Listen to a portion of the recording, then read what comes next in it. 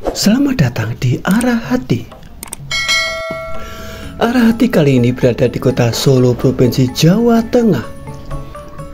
Dahulu saat berwisata atau sekedar jalan-jalan ke kota Solo, maka hal-hal yang akan sering Anda temui adalah seputar batik dengan corak-corak yang unik, kuliner-kuliner legendaris yang sudah turun-temurun, bangunan keraton dengan sejarah panjangnya, dan tentunya acara-acara kebudayaan kesenian yang seolah tak ada habisnya digelar sepanjang tahun.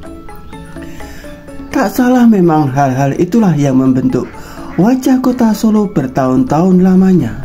Wajah itu yang membuat jutawan wisatawan baik dalam maupun luar negeri datang ke Solo untuk mengenal keunikan kota ini lebih dekat. Tetapi, pernahkah Anda melihat destinasi wisata di kota Solo yang berupa ruang terbuka luas, di mana orang-orang dapat menikmati pemandangan yang indah di pagi atau sore hari, ataupun menghabiskan waktu bersama keluarga atau orang terdekat, nuansa yang tenang dan menyejukkan? Sekarang, jika ada yang bertanya demikian, maka jawabannya adalah destinasi wisata baru yang bernama Bendungan Tirtonadi. Nama bendungan ini mungkin sangat familiar di pendengaran kita, seperti nama terminal bus di kota Solo atau Terminal Tirtonadi. Mungkin karena lokasinya yang bersebelahan dengan Terminal Tirtonadi, jadi akan lebih mudah lagi bagi kita mengingatnya, sehingga bendungan ini diberi nama Bendungan Tirtonadi. Sebagai gambaran lokasinya, apabila Anda turun dari Terminal Tirtonadi, maka berjalanlah keluar ke pintu utara, kemudian menyeberangi Jalan Ahmad Yani.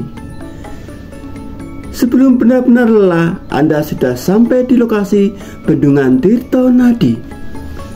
Bendungan yang berada di kota Solo bagian utara ini dibangun pada pertemuan Kali Gajah Putih dan Kali Pepe. Bendungan Tirtonadi dibangun dengan konsep yang cukup menarik.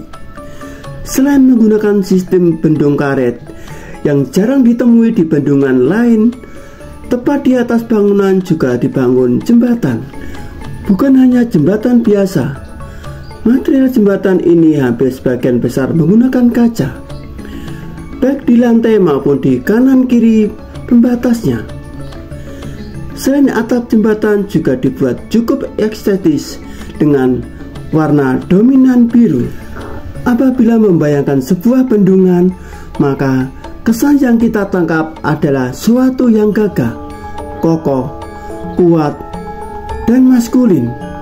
Namun, setelah melihat Bendungan Tirtonadi, Anda akan melihat sebuah anomali. Kesan yang terlihat dari bangunan ini adalah indah dan feminim. Jadi, Bendungan Tirtonadi memang sangat layak bila dijadikan sebagai destinasi wisata. Untuk menunjang keberadaannya sebagai destinasi wisata, maka bantaran sungai di sekitar bendungan ini dikondisikan menjadi jalur pedestrian yang rapi dan taman-tamannya yang menawan.